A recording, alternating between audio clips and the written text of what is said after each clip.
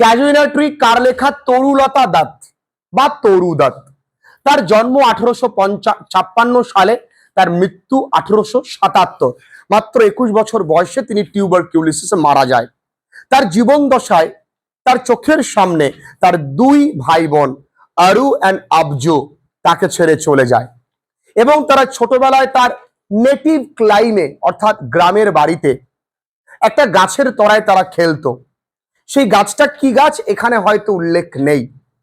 সেই গাছটার সঙ্গে তার অনেক স্মৃতি জড়িয়ে আছে। তিনি বর্তমানে বিদেশ বিভুঁইয়ে থাকে। সেখানে একটি গাছ দেখেছে, ক্যাজুইনা ট্রি, বিশাল বড় একটা গাছ। সেই গাছটাকে দেখে তার গ্রামের বাড়ির গাছের কথা মনে পড়েছে। শি ফেল্ট নস্টালজিক, অর্থাৎ অতীত ভাবনায় তিনি পড়ে গেছেন। চাইল্ডহুড মেমোরি তার চোখের সামনে ভেসে উঠেছেন। তার জীবনে কত কষ্ট, তাই না? সেই পুরোটাই এই কবিতায় বলা রয়েছে। এই কবিতা নেওয়া হয়েছে ancient ballads and legends of Hindustan থেকে 1882-তে, এবং এই কবিতাটি এডিট করেছে তারই বাবা গোবিন্দ চন্দ্র দত্ত বা দত্ত। ক্লিয়ার?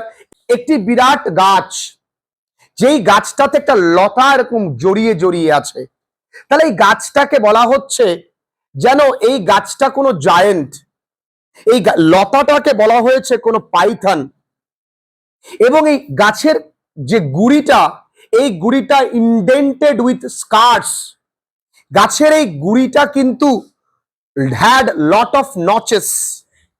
এই গাছের গুড়িটা কিন্তু রাগেড, রুক্ষ বয়স হয়েছে।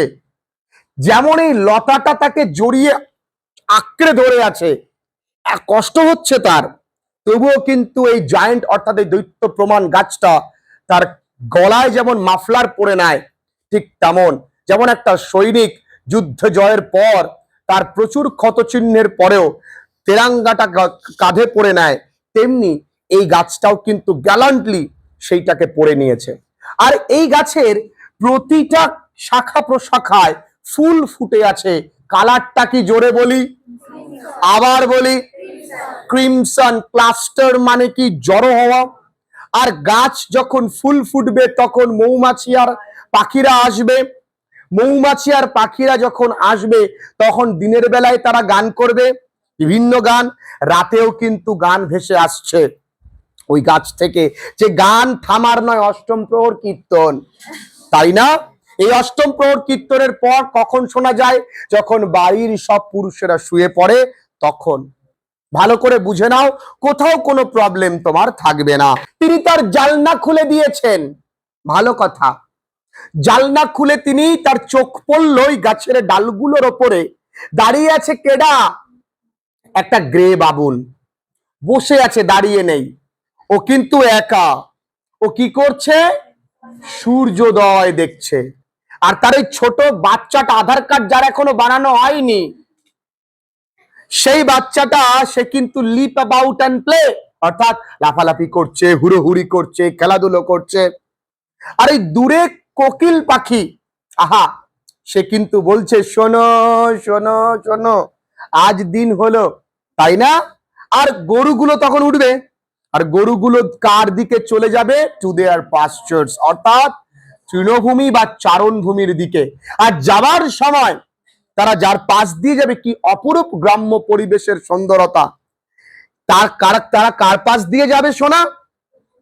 বলো। একটা দিঘির পাশ দিয়ে, ট্যাঙ্ক, যেই দিঘিতে ওই গাছের ছায়াটা পড়তো। আর ওই ছায়াটা কিন্তু বেশ বড় সড়ো সুন্দর। কারণ সুন্দর কেন হয়েছে? ওই গাছের তলায় যে দিঘিটা, সেই দিঘিটায় ওয়াটার লিলি ফুল ফুটেছে।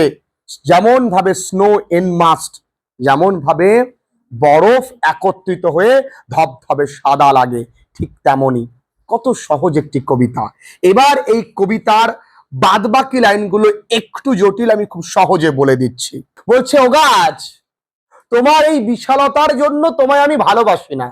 এই গাছের নিচে আমি আমার প্রিয় বন্ধুদের সঙ্গে, নট অনলি আরু অ্যান্ড আবজু, তারা তো ছিলই, তাদের সঙ্গে খেলতাম, গল্প করতাম। সেজন্যই তুমি আজীবন আমার কাছে প্রিয় হয়ে থাকবে। ও গাছ, তুমি যখন তোমার কথা মনে পড়ে, আমার চোখের কোণে কিন্তু জল। কারণ কি ভালোবাসাই ছিল তোমাদের সঙ্গে, আমার ভাই বোনেদের সঙ্গে ছোটবেলাটা কাটানো, সেটা কি ভোলা যায়? তাই আজও যখন আমি বিদেশ বিভুঁইয়ে আছি, যেন আমার কানে ভেসে আসছে একটি ভুতুরে কোনো আওয়াজ। সেই আওয়াজটা কেমন, যেন যেন কোনো সমুদ্রের ঢেউ যদি নুড়ি কাকর পাথর যুক্ত বিচের উপরে যদি আছড়ে পড়ে যেমন আওয়াজ হয়, ঠিক তেমন আওয়াজ। আর এই আওয়াজটা নিশ্চয়ই কোনো আননোন ল্যান্ডে, যেটা ওই গাছ তো চেনে না, না সেখানে পৌঁছে গেছে। তাহলে ফোর্থ প্যারায় আমরা কি দেখতে পাবো? দেখতে পাবো বলছে আমি দেখেছি, যদিও অজানা, তবু আমার বিশ্বাস আমি এটাকে জানি। আমি বহু দূর থেকে ওই গানটা, সে আর্তনাদটা আমার কানে ভেসে আসছে।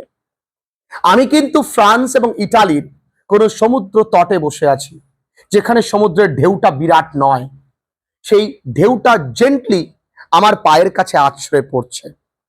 পৃথিবীর এক অপরূপ সুন্দরতা, চাঁদের নিচে আমরা যখন পৃথিবীকে দেখব, এই অপরূপ সুন্দরতায় পৃথিবী স্বপ্নালু ভাবে স্বপ্নে বিভোর হয়ে পড়ে থাকে, সেই সময় আমার তোমার স্মৃতি আমার চোখের সামনে ভেসে ওঠে।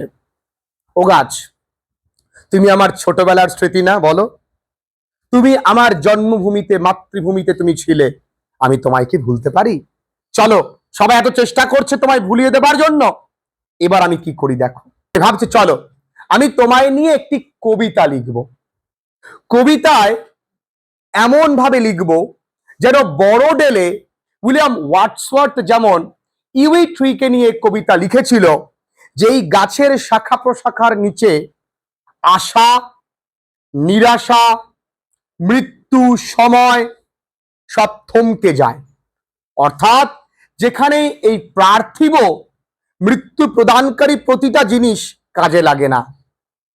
তাই তুমি কিন্তু ও গাছ, তুমি কত প্রিয় ছিলে বলো কাদের? সেই বন্ধুগুলোর আমার, যারা আর এই পৃথিবীতে নেই, তারা চির ঘুমে শায়িত। এক সময় আসবে তোমাকেও মনে করা হবে, যখন আমি হয়তো থাকবো না। কারণ আমি তো এখন মাত্র বয়স আমার 21, আমিও কিন্তু টিউবারকিউলিসে আক্রান্ত, আমি আর বেশি দিন বাঁচবো না। তাই আমি তোমাকে উৎসর্গ করে একটি কবিতা লিখে যাচ্ছি। তাই আমার মরণোত্তর এই যে আমরা পড়ছি, যদিও জানি যথেষ্ট নয়, আমার এই জীবনটা যথেষ্ট নয় তোমার সুন্দরতা প্রকাশের জন্য, তবু একমাত্র ভালোবাসাই তো পারে তোমায় ভুলে যাওয়া থেকে বাঁচাতে। এই তো কবিতা।